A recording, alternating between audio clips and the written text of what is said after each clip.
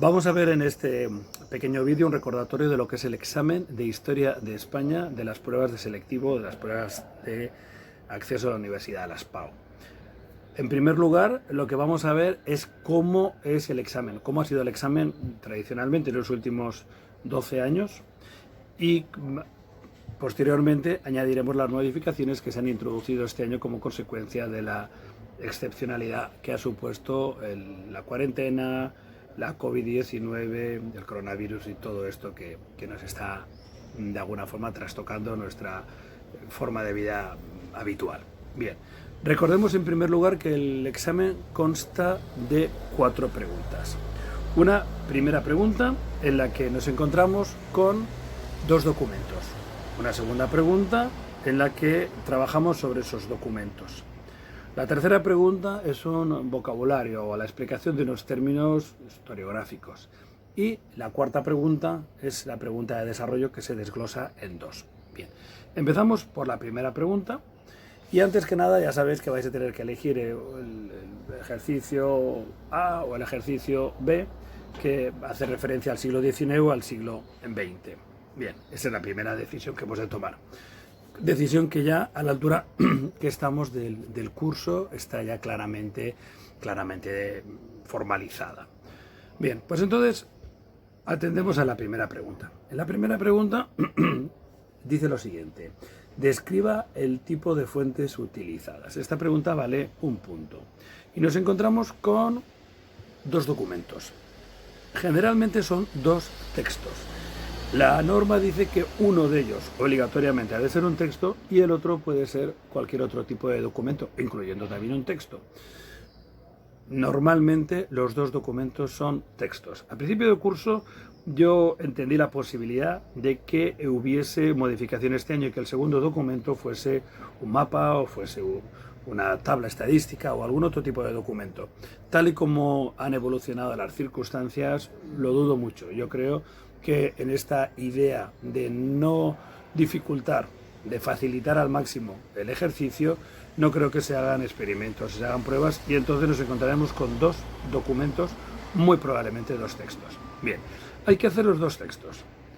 En esta primera pregunta habrá que poner texto 1 o texto A o texto, casi ponemos el título para que no haya confusión para el corrector, y entonces ahí establecemos las características generales que tanto hemos trabajado en clase, es decir, diremos que se trata de un documento que es un fragmento de un discurso o de una declaración o de un artículo de prensa o de una ley, lo que sea.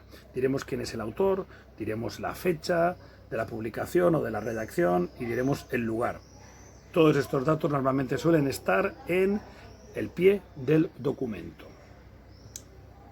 Luego diremos si es una fuente primaria o una fuente secundaria. El 99,99% de los casos es fuente primaria, o al menos así ha sido también durante los últimos años de las pruebas de selectivo. Y cabe pensar que este año, precisamente, insistiendo en ese intento de facilitar el ejercicio, pues cabe pensar que vamos a mantener el hecho de que sea una fuente primaria. La fuente primaria luego estableceremos su naturaleza, histórico-circunstancial, casi siempre o siempre, y podremos decir también si es histórico-jurídica o legislativa cuando se trata de una ley, se trata del articulado, de una constitución, un tratado, etc.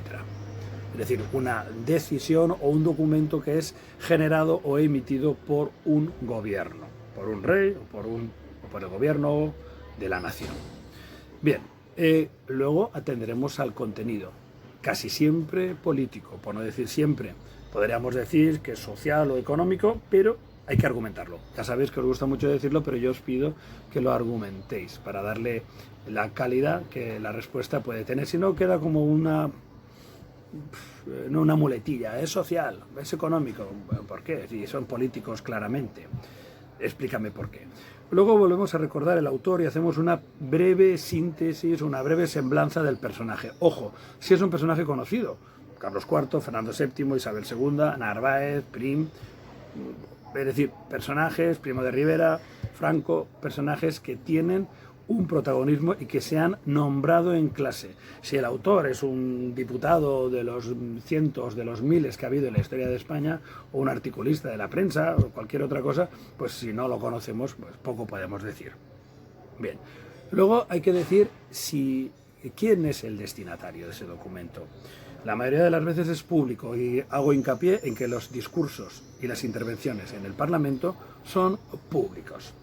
En el caso de que el documento no fuese público, sería privado y muy rara vez sería secreto, como ese que vimos de la circular preparatoria del levantamiento militar de 1936 firmado por el general Mola, el director. Ese era secreto. Bien, una vez hemos establecido el destinatario y hemos establecido el carácter privado, público o raramente secreto, ya tenemos contestado la primera pregunta. Ahí me gusta que se añada la intencionalidad, pero no es necesario. Si agobia mucho, fuera. Pasamos a la segunda pregunta. La segunda pregunta dice: identifique las ideas principales de los textos, situándolas en su contexto histórico y en el núcleo temático correspondiente. Esta es la segunda pregunta que hemos trabajado en todos nuestros exámenes y que a veces me ha llevado a regañaros por un error de planteamiento. Bien, en esta segunda pregunta hay que decir 4 cosas. 1, el orden da igual. La idea principal. 2, las ideas secundarias. Estas ideas secundarias las relacionaremos con líneas del ejercicio, para lo cual habremos numerado 1, 2, 3, 4 y así podremos decir: las ideas secundarias son de la línea 3 a la 6 tal, de la 6 a la 8 tal. Entonces eso es importante que lo reseñéis. El tercer punto fundamental de esta pregunta, que vale 2,5 puntos toda la pregunta, es mucha puntuación, es el bloque o el núcleo. Ya sabéis que son pocos y que tenéis que citarlos con precisión. Por ejemplo, la Segunda República y Guerra Civil en un contexto de crisis internacional, 1936-1939.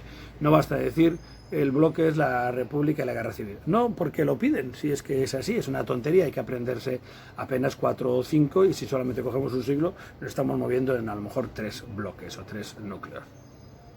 Y finalmente, aquella que más quebraderos de cabeza os está produciendo y me está produciendo a mí, que es el contexto. El contexto es cómo y dónde situamos en el tiempo ese texto. El contexto se tiene que desarrollar y es donde más estáis fallando. Confío que en el momento del examen, estimulados por la adrenalina y por la tensión del momento, seáis capaces de dar el máximo. Ante la duda de si me quedo corto o me paso, prefiero que os paséis, porque normalmente los correctores son bastante indulgentes en ese sentido, mientras que si os quedáis corto no hay nada que puntuar. Si te pasas, pues está lo correcto y más. Pues bueno, bajaremos un poco la nota, pero por lo menos estará lo que se pide. Entonces, en ese contexto, pues tenéis que contar un poco, vamos a poner un ejemplo, siglo XIX, tenemos pues un documento de la Guerra de la Independencia. Entonces, en ese caso, lo hemos ya centrado en su bloque correspondiente, como la crisis del antiguo régimen, y hablamos de que nos encontramos en la monarquía, la casa reinante, la casa de Borbón, con Carlos IV, un rey débil, frágil, que le ha tocado vivir el periodo intenso y complicado de la Revolución Francesa y de las posteriores guerras de la coalición, guerras napoleónicas o guerras revolucionarias, etcétera, y cómo el rey, sometido a la voluntad de Manuel Godoy, pues no estuvo a la altura de las circunstancias. España se vio sometida a los vaivenes y a los intereses de Francia, como estos fueron cada vez más exigentes, enfrentando con Inglaterra a España, poniendo en peligro las colonias, la comunicación con las Indias, sobre todo a partir de la derrota de Trafalgar, y cómo en un momento en que los franceses, haciendo uso del Tratado de Fontainebleau, intervienen en la península para invadir Portugal, entonces en ese momento haya una conciencia de que las cosas son bastante más serias. Se ha producido un levantamiento en España contra el propio Carlos, al que se acusa de todos los errores y de todas las culpas a él junto a su valido Godoy, y entonces Fernando VII en el motín de Aranjuez se hace con la corona. Pero Fernando VII no mejora para nada la relación de España con Francia, no es un rey capacitado, es un rey que ha llegado al poder por sus envidias, por sus temores, y ha conseguido hacerse con la corona, pero igual que su padre piden la mediación de Napoleón, la ayuda de Francia, el reconocimiento del emperador, y se someten a su voluntad acudiendo a Francia. a la conferencia o a la reunión que se celebrará en Bayona y que se saldará con lo que conocemos como las abdicaciones de Bayona. Mientras tanto, el pueblo español, que asiste atónito a todo esto que está ocurriendo, que en un momento tiene un rey, luego tiene dos, luego no tiene ninguno, por arte de magia, y entonces se levanta en armas en una sublevación popular el 2 de mayo en Madrid, que será respondida y seguida inmediatamente por la declaración de guerra de Móstoles del mismo 2 de mayo, o la del 4 de mayo que hace la Junta Suprema, que había dejado, la Junta de Gobierno, que había dejado Fernando VII como una especie de regencia ante su ausencia, y también ante cierto peligro, pues si las cosas iban mal, pues acaba declarando la guerra, que se inicia, en la que el ejército español, más la guerrilla y la intervención extranjera de los ingleses y los portugueses, combaten duramente contra los franceses entre 1808 y el final de 1813. El 13 o el 14 de diciembre, 13 creo que es, de 1813, se firmaba el Tratado de Valence, por el que Napoleón restauraba la corona de España en manos de la dinastía de Borbón y en la figura de Fernando VII, que se encontraba preso, vamos a decir, en Francia, habiendo usurpado la corona española el hermano del emperador José I.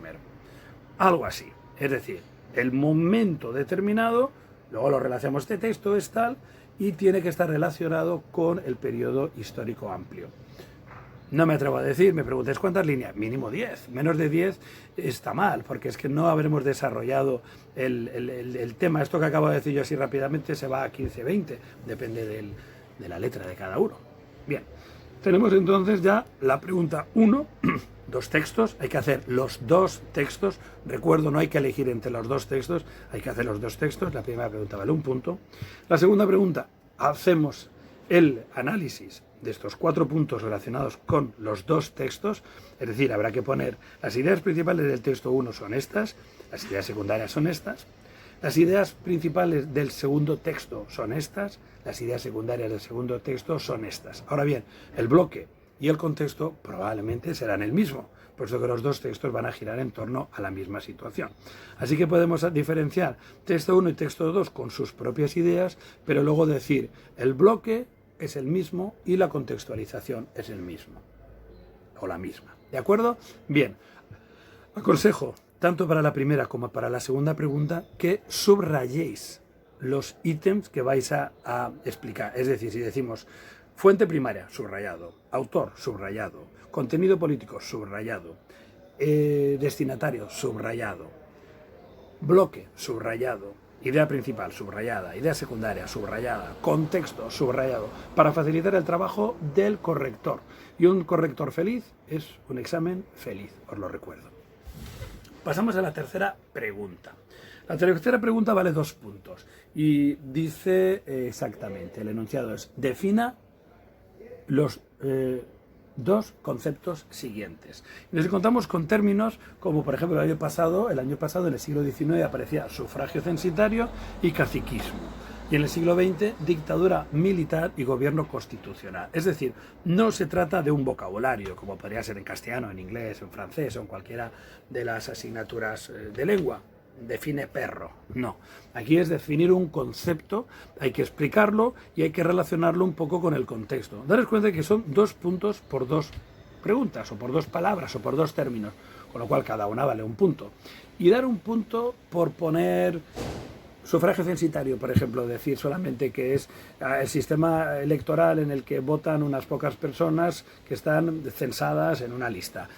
Es correcto, pero eso no vale 1 punto. Habrá que decir que es una defensa dentro del liberalismo que enarbola como idea principal los movimientos liberales más moderados, que quieren concentrar las decisiones políticas en manos de aquellos que tienen propiedades, que tienen riquezas, porque son aquellos que consideran que realmente están preocupados por la economía, por los gobiernos del país, y dejan de lado a aquellos otros que no tienen esas propiedades. Sin embargo, el sufragio universal, que suele ser defendido por los progresistas y posteriormente demócratas y republicanos, amplía el espectro y lo lleva a todos los españoles. Ojo, En un principio serán los varones, y marcando una tope de edad, que puede ser 24, 21, 23 años. Hoy en día está centrado en los 18, y desde 1933 el sufragio universal se amplió a los dos sexos, con lo cual en 1933 el sufragio universal masculino y femenino, que es el que hoy en día hay en España, con una mayoría de edad de 18 años. Bien, es decir, dos preguntas que se tienen que desarrollar moderadamente para que nos concedan esos dos puntos. Y vamos a la pregunta 4. La pregunta 4 dice, responda a las siguientes preguntas. Entonces, por ejemplo, el año pasado aparecieron una 4A y una 4B. Hay veces que aparece 4.1, 4.2 y a veces no aparece ni siquiera esa diferenciación, pero sí que se ve claramente que hay dos preguntas en el apartado 4. Es muy importante aquí que dejéis bien claro cuál es la pregunta 4A o 4.1 y cuál es la pregunta 4B o 4.2. Cuando contestemos una de las dos podemos cambiar el orden, hacemos una raya para que quede bien claro que comienza la siguiente. Ni se os ocurra contestar las dos en bloque, ni se os ocurra no diferenciarlas, para que sea el corrector, y me ha pasado más de una vez que he tenido que corregir y hacer una raya diciendo, bueno, entiendo que aquí empieza la segunda pregunta. Lo hacemos, pero no estamos obligados y no tenemos por qué hacerlo, porque eso de alguna forma es alterar un poco el ejercicio. Tiene que quedar bien claro cuál es la primera y cuál es la segunda pregunta. Del mismo modo que las preguntas 1 y 2 de los textos tienen que estar claramente delimitadas cuál es el texto 1, cuál es el texto 2, cuál es la pregunta 1 y cuál es la pregunta 2. No podemos, y sabéis que os he reñido muchas veces cuando alguien ha puesto el contexto en la 1 o el bloque en la 1. No es así. Hay que respetar las características del examen. Bien, las preguntas de rollo suelen ser tener una primera pregunta que es muy claramente definida y la segunda, la 4B o 4.2, pues a veces es un poquito más abierta e incluso puede llegar a buscar alguna relación con el periodo siguiente. Es decir, no es raro, bueno, no es habitual, pero tampoco es absolutamente inesperado que pudiese haber alguna relación entre 19 y 20. Como por ejemplo el año pasado, el anterior, creo que fue en el que se pedía pues una relación de constituciones en España. Entonces, claro, empezábamos con 1808 con el Estatuto de Bayona y acabábamos en 1978 con la Constitución actual. O la comparación de los golpes de Estado, que también hubo no hace mucho tiempo, en el que había que hablar, lógicamente, de todos los pronunciamientos militares y llegar, desde el siglo XIX, al pronunciamiento habría que llegar al pronunciamiento de 1923 de Primo de Rivera y al pronunciamiento nacional del que inicia la Guerra Civil en 1936. Bien, tenemos aquí ya claro entonces cuáles son las características del examen. Primera pregunta, dos documentos que hay que establecer el tipo de fuentes y todas las características de los dos documentos. Segunda pregunta, que es establecer las ideas, el bloque y el contexto de los dos documentos. La tercera pregunta, que es el vocabulario.